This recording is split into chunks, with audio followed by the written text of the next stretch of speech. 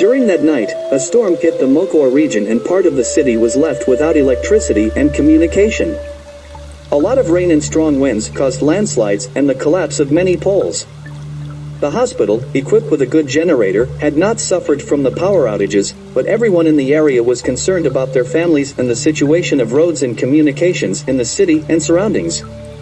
On the 19th, Fritz's condition was stable. The damage generated by the storm had already been circumvented by local authorities.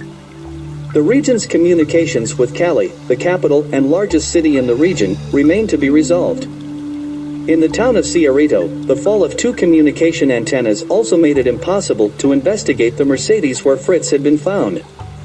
The chassis and engine numbers already obtained by Ramirez still needed to be confirmed in detail by the National Department of Transit and Transport.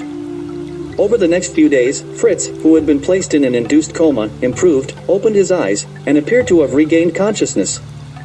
However, he was unable to speak, and his manifestations were limited to groans that were attributed to the pain remaining from the procedures he had gone through until then.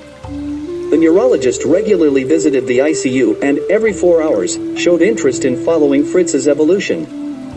For some reason, that patient had awakened a different feeling in her, a strange feeling that she couldn't explain. In one of her night shifts, while she was dosing a new dose of painkillers to be added to the serum, she noticed that Fritz's gaze followed her. She noticed on that man's face a mixed expression of relief and gratitude. On May 20th, Officer Ramirez got Mercedes' identification. It turned out to be a newly imported model owned by businessman Carlos Valdivia, who had found to be the owner of numerous and large businesses in Colombia. The man owned one of the biggest fortunes in the country and ran his business through VMP, Valdivia Enterprises, in whose name the car was registered. Ramirez, aided by the Cali police headquarters, was trying to obtain more information about the millionaire. In Mocoa, Fritz's condition did not change much in the days that followed and, within that framework, Ramirez asked Dr. Ana for permission to visit Fritz.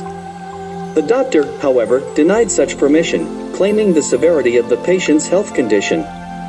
She promised the police officer that she would allow the requested visit as soon as the patient left the ICU. In the following days, Fritz's condition improved, and the neurologist determined that Fritz should be moved to a common room.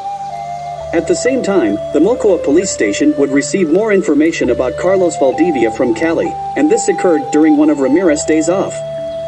A package of documents arrived via pouch, being opened by the police officer who requested it only on the morning of May 22nd. Mercedes had been bought by Valdivia in an exchange that the businessman had made with a German company. The vehicle would be part of a payment for a shipment of coffee that the businessman had made a few months earlier. According to the documents, Carlos Valdivia lived in a condominium called Salgar, a closed village located about 20 kilometers from Mocoa, on the way to Cali.